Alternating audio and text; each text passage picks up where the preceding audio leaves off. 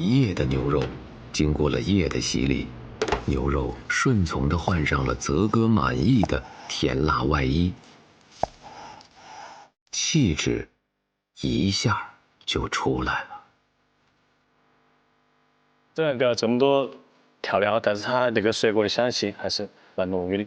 其实之前一直在用鸡骨，但是鸡骨它的肉比较少，所以我们现在调整成了一般鸡骨，一般上螯。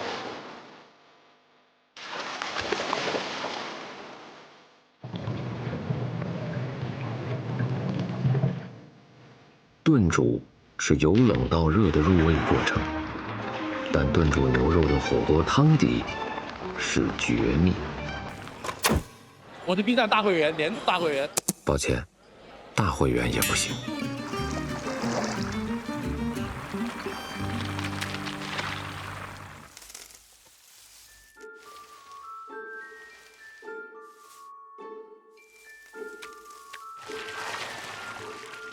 就是它的汤底比较有味儿，可以单独的泡米饭、泡饭团儿吃。我觉得这个汤汁不管煮面或者是用来拌饭，我觉得都很好喝。